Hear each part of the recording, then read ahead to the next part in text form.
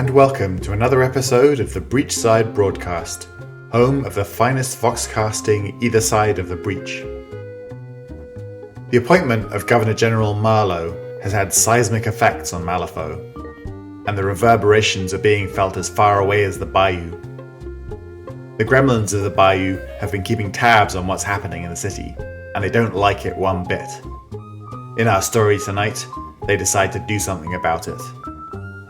I hope you enjoy part 1 of The Gremlin General, right after this word from our sponsor.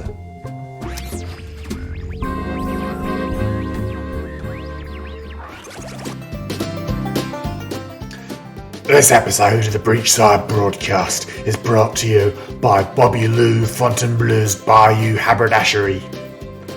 Everybody knows the gremlin with the biggest hat is in charge. Bobby Lou and his team specialise in constructing the biggest, baddest, burliest hats around. If you want respect, buy a Stetson from Bobby Lou Fontainebleau, or beat up someone who already has one and steal it off their head.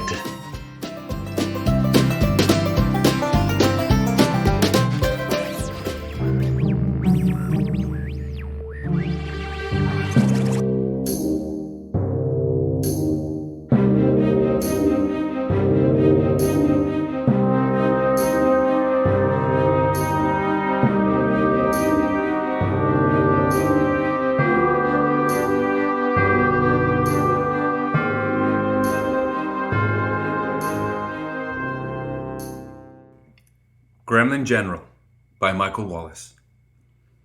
Boss! Dipper Jones rushed into the room, shoving aside his kin to prostrate himself at the foot of Summerteeth Jones's crooked, high-backed chair. The Jones patriarch glared at Dipper over his mug of shine. What's with the noise, boy? Sun's barely up. Trouble from the city, sir. Them Gilders is riled up worse than a mama pig. Summer grunted. So what? Name me a time of day and I'll bet my hat they're pissed off about something. It's worse this time, Dipper squealed. My cousin Bert knows a Benoit who married a Tucket who bought some hogs from a turner who also sells to a human in the city named Peregrine that... Get to the point, boy, Jones barked. The guild's locking down, Dipper finished. They're snatching up every shiner, smuggler, and swamp man that ever did business with us. Summer scoffed so hard it turned into a belch. You're playing me. I ain't playing, Dipper said. He ducked out of reflex in case Summer punctuated his disbelief with a thwack upside the head. Summer looked as if he'd do just that, but then he scratched his flabby chin and chewed a bit of pig gristle stuck in his remaining teeth. Them Gilders is finally getting riled up on us gremlins, huh? Dipper nodded. And that ain't all. It's like a... Hornet's nest grew a pair of danglers and someone up and kicked them right square in the two, Francois Lecoir explained. He pulled a crooked cigarette from his ear and lit it. They're coming down hard on everyone. Gremlins, Deddies, Nephilims. It's like their new boss has a grudge something fierce. Francois puffed smoke, and Ophelia watched it swirl in the muggy bayou air. She could almost see the twinkling lights of the city in the haze. Almost imagine folks like Perdita and the other guild soldiers, moving street to street like a wall of guns and hurt, gunning down anyone that didn't bow down before the new boss. It was the kind of decisive force she appreciated. It was a pity that she had to be on the other end of that particular barrel. She gave her head a shake. What about... the Union? Trixibel shrugged her shoulders, a practiced action that made her midsection all kinds of interesting to gremlin boys. But Ma Tucket was finding it tiresome, especially now. She stirred the morning beans in her big pot, her thumb working a groove into the handle of her spoon. She wanted to swing it at the evasive girl, breakfast be damned. I dunno, but the guild hates him. Yes, Ma growled. We know the guild and the union hate each other.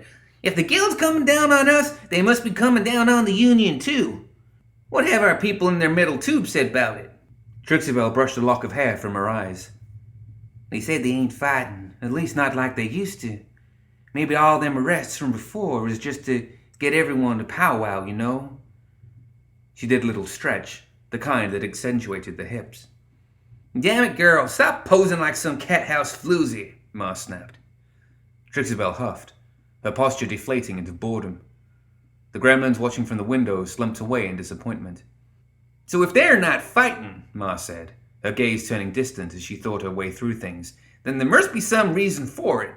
Are they getting friendly all of a sudden? Trixabel shook her head. They ain't exactly shacking up, but the guild boys ain't going out of their way like they used to. Ma put a finger to her lips. So who all is left, I would ask, but I know the answer. You told me everything I needed to know the moment you walked onto the bridge. Ensign Cleats opened his mouth to speak, but Captain Zip started pacing, arms folded behind his back. Yes, Malifaux City, he continued. Jewel of this place. He gestured vaguely around him. Currently held by the guild, ruled by the guild. And now the guild is coming down on all who are not guild, you say? Booting out all the mercenaries, are they? No, of course. They're not just coming down on everyone who isn't guild. They've become organized. The guild has organized. Hasn't it always been organized? No. They have new leadership, that's it. A visionary. Someone who has taken the bull by the horns. Prob, it doesn't matter. This new leader surely intends to turn all of the resources of the guild against us. Zip snapped his fingers. Mr. Buck, I wish to speak to the crew. Buck, standing beside the infamy speaking horn, opened it dutifully. Zip slapped a medal on Buck's chest as he scampered over, simply for not trying to interrupt him. It was technically a guild medal, but Buck still straightened up in pride and tried not to wince at the pin piercing his breast. Zip cleared his throat loudly into the speaking horn and began to monologue. Attention, crew of the infamy! Normally, the watering hole was a place of entertainment. While little more than a pit with a pond in the center, it was the site of many gremlin shindigs, weddings, and bayou bashes. The slopes around the racetrack had been dug or walked into the shape of seats, where gremlins could watch, drink, and occasionally be horribly killed when a bash went horribly wrong, or right, depending on the nature of the party. Today was a more somber occasion. Zoraida could tell. From her place beside the watering hole stands, she could see hundreds, perhaps thousands of gremlins tightly packed into the pit. The sound was horrendous, as every gremlin was trying to talk over the rest. With a sigh of frustration, she tapped her staff against the shoulder of the gremlin in front of her and gave him a glare when he looked her way. When he shuffled aside in fear, she moved on to the next gremlin, making her way over to the edge of the watering hole pond, where the big hats of the gremlin families were assembled and fighting. Well, arguing. They hadn't drawn their weapons yet, so that was a good sign, but like everyone else, they were all talking at once. Gipper says the guilders have got a new leader, Summer bellowed. Driving out everyone who isn't ready to bow down, Ophelia said, never raising her voice, yet still somehow audible amidst the more cantankerous family heads. Even the Union's laying low, Ma added. Lower than most, almost like they saw it coming. Zip pounced onto the head of a larger gremlin and pulled himself up to his full height. I saw this coming, of course. It was only a matter of time before the Iron Skeeters earned enough of a reputation to draw the full attention of the guild. A challenge that I, for one, am prepared to answer. There will be no respite, no quarter. I have devised a clever 67-point strategy. Buck, bring the charts. That, if enacted with flawless precision, will result in a minimum loss of no less than perhaps half your respective families each. A tragic yet necessary sacrifice that I'm sure you will all agree is an acceptable loss. Zip's teeth snapped shut as Ma smacked him upside the head, just hard enough for him to bite his own tongue. Zoraida sent her will into her walking stick and tapped it against an old root. Her magic flooded into the tangled wood underground, reverberating all the way up to the furthest seats. The sound was like thunder, and Zoraida nodded in approval as all of the gremlins fell silent in awe.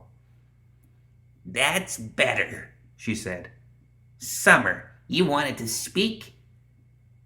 She planted her stick in the muddy earth and paid no attention to the roots that sprang out from its base and dug into the mud. Speak here, and they will hear. All of them. Summer blinked, a bit awed at such a display of power. The stick was too high for him, so he grabbed it, eliciting a weird metallic shriek from the wood that set everyone on their heels and tilted it down toward his face. Does this thing work? Hello? He tapped it, sending another thunderous shudder through the stick. Grinning from ear to ear, he tilted his head back and put his back as straight as he could. Folks, y'all know me. Summer Teeth Jones. And you know why we're all here. The rumors y'all have heard, the stories coming from the edge of the bayou, well, they's all true. The audience broke into a cacophony of hushed whispers and worried glances. It's true, Summer repeated, obviously enjoying the effect he was having on such a large audience. The guild ain't sitting still no more. They've got a new boss, a governor general. He's just like the last one, except his hat is twice as big, and he's coming for us all. A collective gasp stilled the audience. I ain't lying when I say they probably ain't gonna stop with the city. It's only a matter of time before they come to the bayou. Another round of gasps. Summer leaned over the speaking stick and lowered his voice to a sinister growl. And the guild won't stop till every one of us is dead. A third round of gasps. A few gremlins fainted. Satisfied at his work, Summer tucked the thumb of his free hand into his coverall straps and returned his voice to its normal pitch. So in these here trying times, it's important that the gremlins answer the call to unite. Our families have feuded since there were things to feud about, and it's been a good lot of fun. Remember that time I shot Ophelia's pa right in the face? A few of the gremlins nodded in recollection. Ophelia drew her pistol and started pushing bullets into the chamber. Summer continued without noticing. But now, these interlopers, these outsiders, these non-gremlins, they is coming to our doorstep and we gotta stand up to them but good. The gremlins in the audience, though still conscious, took the news in. Some looked scared and some were confused. But many of them had that rare expression of realization that came when a gremlin finally had an epiphany. Zoraida nodded, feeling a swell of relief. It was about time something she had set in motion turned up positive. She stepped up to the speaking stick and looked across the gathered gremlins. Well said, Summer. This will not be easy, but I know just how we can turn this situation to our advantage. The guild is not... Summer gave a frog-like croak as he cleared his throat. The sound rippled through the root system of the racetrack. Yes, Summer? Zoraida asked, glancing back to him in annoyance. Something you forgot to add? Summerteeth Jones eyed Zoraida carefully. She recognized his expression. It was the same expression a clever man had when he was debating how to handle a dangerous predator. Instead of fear, however, he had tempered his resolve with the knowledge that he was no pushover himself, as well as a few bottles of moonshine. I was appreciating what you wanted to do, Summer said, speaking slowly and carefully. But this here is a gremlin meeting, and you ain't a gremlin. The silence that fell on the bayou that moment was rare. Not a gremlin or beast stirred. Even the leaves in the trees above had gone still. Zoraida glared death at Summer as anger boiled up inside her. She looked from Summer to the other family heads, Ophelia, Ma Tucket, even Mouthy Zip, as each came to the same epiphany and met her with an equally level stare. You, Zoraida started to hiss. Yeah, came a shout from the crowd. You ain't a gremlin? That seemed to trigger the lot of them, and soon every gremlin was shouting Zoraida down. The fear any gremlin would rightly have for the swamp hag was drowned out by the sight of their leaders standing up to her, combined with their sheer numbers. Angry as she was, they figured Zoraida could only turn maybe 100 of them into toads and stamp them into jam, but she couldn't get all of them. Zoraida balked. She turned in a huff and hobbled away past the stands, shoving gremlins out of her way. They cheered as she went, though none of them quite had the courage to take a swing at her, or throw a piece of overripe fruit in her direction. When she was gone, Summer blew out a sigh of relief, one echoed by most of the gremlins in attendance. Laughter was shared, brows were swept, and everyone relaxed in shared relief. All right, Summer said. He tapped the speaking stick again, and was glad to see that whatever magic Zoraida had imbued it with had not ended with her departure. Well, I'll know that she'll be pissed a while about being left out, but it's our decision. Anyways, like I was going to say, if we're going to stand together to get organized, we'll need a leader. The guild has this new governor general. I ain't seen his hat, but he's got to have one as big as old Major to boss around all them humans. So I propose that we get ourselves a governor general of our own. A gremlin general. Cheers rolled over the audience. Summer puffed out his chest and grinned. Yeah, a gremlin general. He basked in what he assumed were the first cheers of his reign over all of gremlin kind. We need a general who can lead the families, all the families against the guild. And even though she's angry, I'm still Zoraida's favorite. So I say that I should be the gremlin general. The cheers turned into angry shouting and then gunfire. Ophelia was the first to act. She was already aiming her pistol at Summer, so it was an easy enough thing to pull back the hammer and fire a shot at his head. As she did so, however, Ma smacked Summer with her spoon, accidentally knocking him out of the way with the strike. Summer hit the ground, rolled for a good distance, and came up spitting dirt and firing his blunderbuss into the crowd. The gremlins in his line of sight hurled themselves into cover and fired wildly behind them. Bullets tore through the air, sparking a riot as the families hurled themselves at one another, armed with whatever weapons they brought or could improvise at a moment's notice. Bullets tore through liquor bottles that became crude stabbing weapons. Gunshots, blood, and missing fingers filled the air. Enough blood flavored the air to draw a pack of nearby Silurid. But even as the fearsome monsters descended on the distracted gremlins, they were dragged into the midst of the fighting and torn to pieces. The gremlins yanked teeth and tore off scales and claws before getting back to their own fight. From the protection of several thick root formations, the family heads continued shouting at Summer, barely heard over the roar of combat. I'll never take the orders of a fat oaf like you, Ma Tucket snarled, resigned to shaking her spoon impotently from behind a tree. Like I take your orders, Summer shouted back, as he scooped a handful of rocks into his blunderbuss barrel. You're both stupid and insane, Ophelia interjected. None of us is gonna follow some girl, Summer shouted back. Zip stuck his head out from behind the metal pot he was hiding behind. I propose that whoever owns the largest airship... He yelped and ducked back when Ma hurled her spoon at him. The brewmaster, lingering behind everyone, utterly silent, moved to the speaking stick and spoke a single word. Enough. The fighting died down almost immediately. The family heads huffed and glanced back and forth between each other suspiciously. They each debated taking a cheap shot at each other, but none of them wanted to risk riding up the closest thing the gremlins had to a holy man. The brewmaster met the gazes of each gremlin who was still bickering. Once everyone was settled, he went back to his seat and was quiet once more. Awkwardly, Summer swallowed. Well said, Your Eminence. Everyone took a step back from everyone else and relaxed just a bit. Ophelia huffed, holstered her pistol, and folded her arms over her chest. We'll never agree to just deciding on a leader.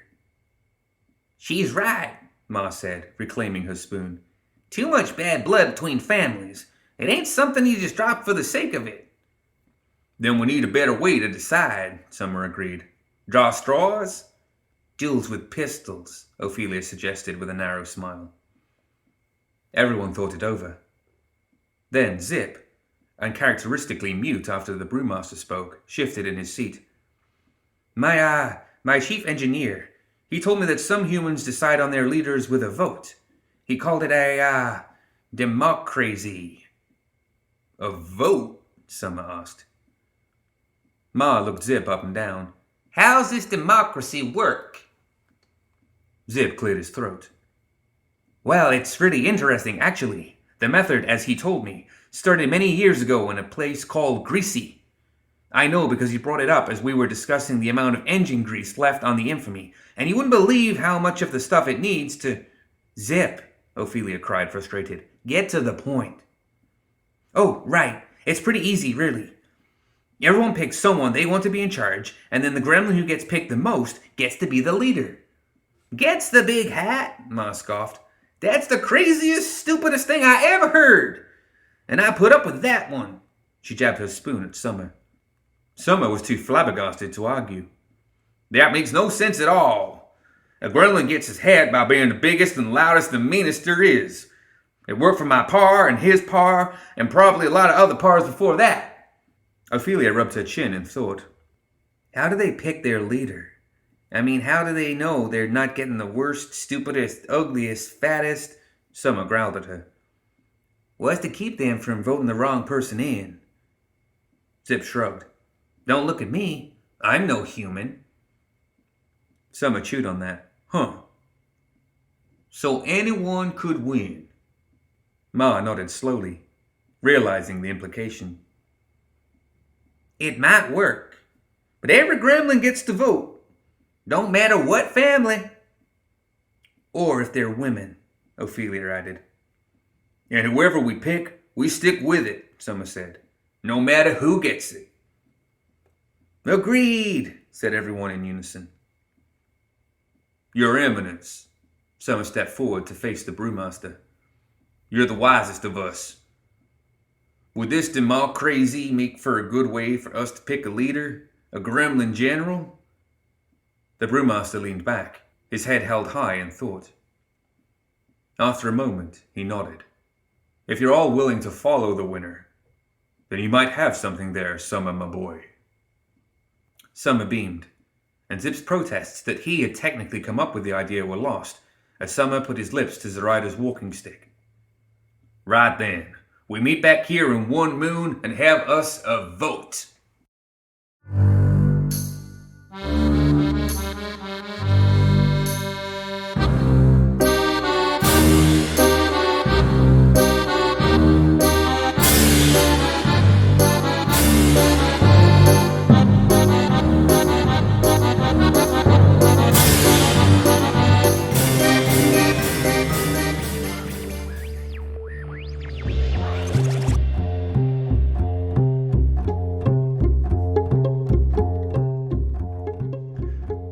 That's it for another episode of the Breachside Broadcast.